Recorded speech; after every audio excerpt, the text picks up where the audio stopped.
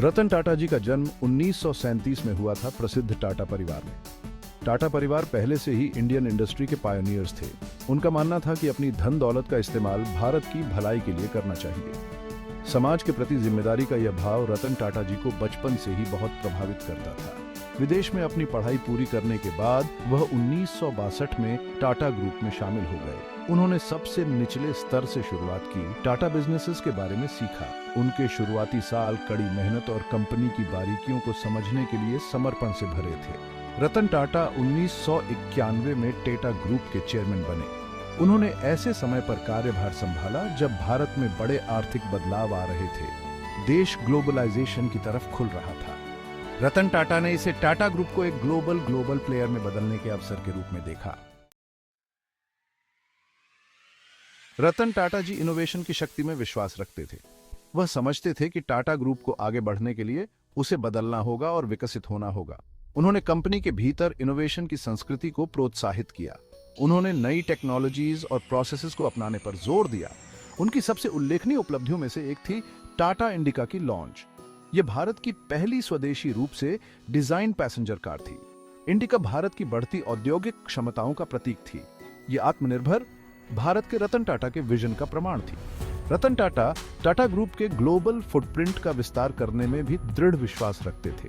उन्होंने कई strategic acquisitions का नेतृत्व किया। कुछ सबसे प्रमुख एक्विजिशंस में टाटा टी द्वारा टेटली का अधिग्रहण, टाटा स्टील द्वारा कोरस का अधिग्रहण और टाटा मोटर्स द्वारा जैगुआर लैंड रोवर का अधिग्रहण शामिल है।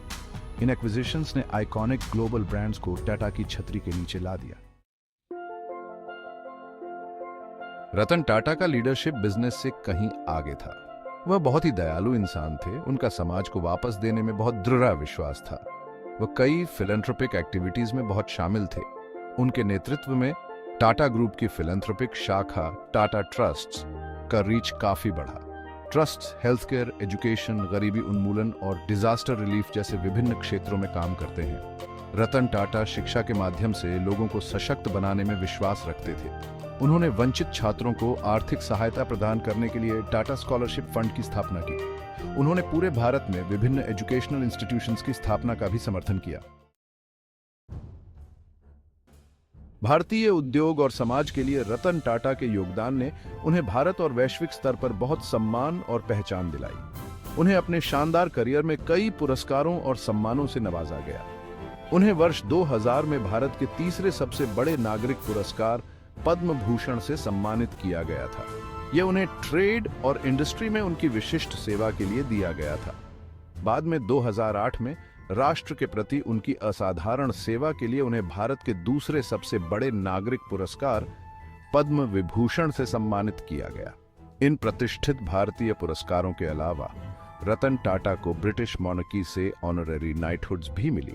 उन्हें 2009 में knight grand cross of the order of the British Empire नियुक्त किया गया था। उन्हें 1992 में knight commander of the order of the British Empire से भी सम्मानित किया गया था। इन सम्मानों ने ब्रिटिश इंडस्ट्री में उनके महत्वपूर्ण योगदान और भारत ब्रिटेन संबंधों को मजबूत बनाने के उनके प्रयासों को मान्यता दी। रतन टाटा 2012 में टाटा ग्रुप के चेयरमैन पद से सेवानिवृत्त हुए। उन्होंने नए लीडर्स को अपनी जिम्मेदारी सौंपी। हालांकि वह टाटा ट्रस्ट्स में सक्रिय रहे और अपने फिलैंथ्रोपिक कार्यों पर ध्यान केंद्रित किया।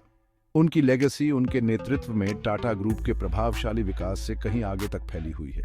उन्होंने ऑर्गेनाइजेशन के भीतर करुणा, नैतिकता और ईमानदारी की संस्कृति को स्थापित किया। वह एथिकल बिजनेस प्रैक्टिसेस में विश्वास रखते थे। उन्होंने कॉर्पोरेट सोशल रिस्पॉन्सिबिलिटी के महत्व पर जोर दिया। रतन टाटा का जीवन सपनों की शक्ति और समाज को वापस देने के महत्व में उनके विश्वास का प्रमाण था। उन्होंने भारतीयों की पीढ़ियों को बड़े सपने देखने और एक बेहतर भारत के निर्माण के लिए काम करने के लिए प्रेरित किया।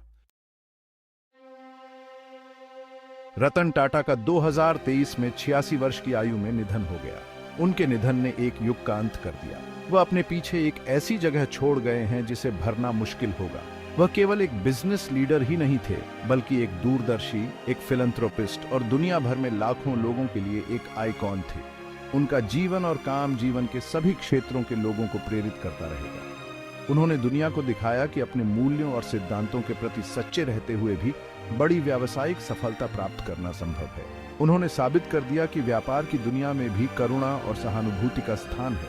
रतन टाटा की विरासत टाटा ग्रुप, टाटा ट्रस्ट्स और उन अनगिनत लोगों के माध्यम से जीवित रहेगी जिन्हें उन्होंने अपने विजन, अपनी उदारता और दुनिया को एक बेहतर जगह बनाने की अपनी अटूट प्रतिबद्धता से छुआ। उन्हें एक सच्चे लेजेंड के रूप में याद किया जाएगा जिन्होंने आधुनिक भारत को आकार देने में मदद की।